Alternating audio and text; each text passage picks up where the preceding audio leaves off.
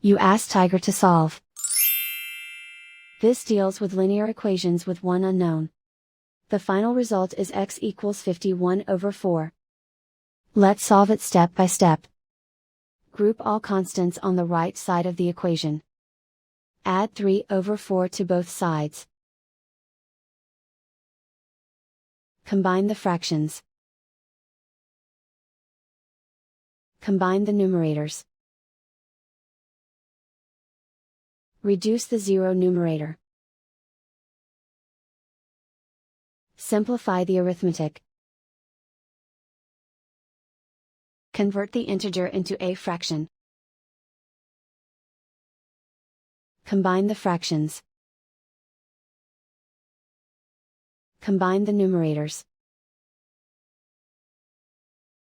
And so the final result is x equals 51/4.